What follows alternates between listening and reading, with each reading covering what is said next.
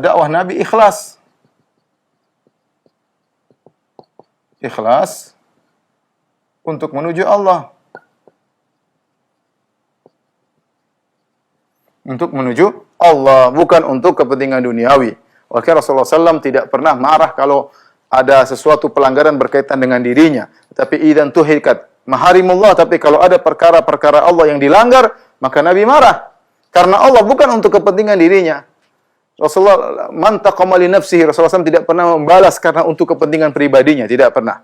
Tapi Rasulullah SAW marah jika ada syariat Allah yang dilanggar, baru Rasulullah SAW marah. Ini menunjukkan bahwasanya Rasulullah SAW berdakwah kepada Allah, bukan menyuruh manusia kepada dirinya, tidak, tapi menyuruh kepada Allah. Dia hanyalah wasilah perantara antara dia dengan Allah Subhanahu wa taala. Bahkan kalau ada sesuatu yang menyinggung dirinya, beliau tidak balas. Sebagaimana dalam hadis. Ya, tapi kalau idzan tuhikat maharimullah, kalau ada perkara-perkara syariat Allah dilanggar, Rasulullah SAW marah.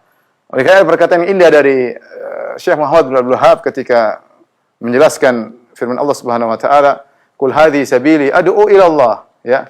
Katakanlah, ini adalah jalanku, aku menyuruh kepada Allah. Beliau mengatakan, "Inna katsiran wa in kana yad'u ila al-haq wa huwa yad'u ila nafsihi," atau kama qala. Kata Syekh Abdul Wahhab, banyak orang, banyak dai, meskipun dia menyeru kepada kebenaran, itu menyeru kepada Al-Quran dan Sunnah, tapi pada hakikatnya juga menyeru kepada dirinya. Ini penyakit, hati-hati. Sebagian dai, dan ini perkataan Syekh Abdul Wahhab rahimahullah mengingatkan kepada kita, kalau kita berdakwah harus kepada Allah, bukan kepada diri pribadi. Bukan kepada diri pribadi. Di antara ciri-ciri seorang kalau dia berdakwah kepada diri pribadinya, bukan kepada Allah, kalau ada yang berdakwah selain dia, dia hasad, dia cemburu, dia dengki. Ini contoh satu. Kenapa dia dengki ada orang yang berhasil selain dia? Berarti dia tidak menyeru kepada Allah, harusnya dia bahagia.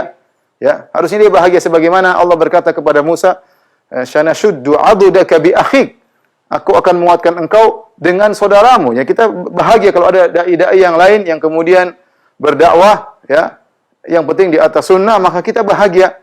Tugas kita berkurang dan orang-orang semakin banyak mengenal sunnah, ya. Sama seperti kita lihat misalnya banyak sarana-sarana dakwah, ya.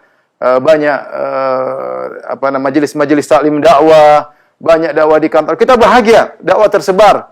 Ya, karena tugas kita berkurang. Tidak ada yang bisa sanggup untuk mendakwai seluruh di Indonesia saja, kita nggak sanggup, ya. Jakarta saja kita nggak sanggup. Terlalu banyak orang yang kita dakwai, sementara kita kekuatan, kemampuan sangat kurang. Maka di antara ciri orang yang berdakwah kepada dirinya, dia tidak suka kalau ada orang-orang yang berdakwah bersama dia. Ini yang pertama. Ciri yang kedua, orang tidak berdakwah kepada Allah, berdakwah kepada dirinya. Kalau ada yang menyelisih perkataan dia marah bukan karena syariat Allah dilanggar, tapi karena dia tidak mau diselisihi. Dia mau dia benar sendiri.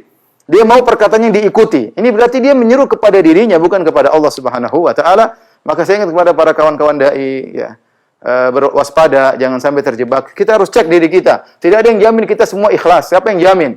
Jangan sampai kita selama ini merasa berdakwah di jalan Allah, ternyata kita berdakwah kepada diri kita, sehingga kita nanti sia-sia di akhirat, ternyata kita nggak dapat pahala.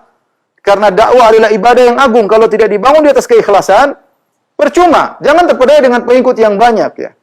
Bukankah Nabi pernah mengabarkan ada seorang dai yang dipanggil oleh Allah pada hari kiamat? Dai alim, pengikutnya banyak dan mereka memuji dia. Ternyata dia berdakwah bukan karena Allah Subhanahu wa taala, ya. Kata Allah Subhanahu wa taala, "Kadzabta." Engkau berdosa. Engkau mengajarkan Quran, ya, bukan karena aku, tapi liyuqal annaka qari, tapi kau agar dikatakan kau ahli baca Quran. Wa qad qil, dan kau dikenal sebagai orang ahli baca Quran. Di antara yang masuk neraka pertama-tama adalah rajulun yata'allamal ilma wa 'allamahu, seorang yang menuntut ilmu dan mengajarkannya, dai. Jadi ikhwan hati-hati, ya. Ya, ini kita tidak bicara masalah dai saja, bahkan majelis taklim, ya, mungkin sarana-sarana radio, televisi, semuanya kita semua di rel dakwah. Masing-masing harus yayasan-yayasan, pondok-pondok. Kita menyuruh kepada Allah, bukan kepada yayasan kita, bukan kepada radio kita, bukan kepada sarana-sarana kita. Ini semuanya sarana, bukan tujuan. Bukan kepada yayasan, bukan. Maka kita harusnya bahagia kalau yang penting bisa sinergi, bisa di atas sunnah, maka kita bahagia. Jangan sampai kita selama ini merasa kita ikhlas, terpedaya dengan banyak orang memuji kita, terpedaya dengan banyak pengikut, terpedaya dengan berkembangnya dakwah, ternyata kita bukan menyuruh kepada Allah, tapi menyuruh kepada diri kita. Orang-orang bahagia dengan dakwah kita, kita membinasakan diri kita sendiri, karena selama ini kita berdakwah kepada diri kita. Ingat, cirinya dua. Ya, tidak senang kalau ada yang berkembang selain dia. Yang kedua, kalau diselisihi, dia tidak suka. Dia marah, bukan karena menyelisih syariat, tetapi dia karena dia tidak mau dikalahkan. Ciri-cirinya bagaimana? Ciri-cirinya menghina, ya, menghina. Padahal kita di masalah ijtihadiyah, kenapa harus menghina yang lain, ya?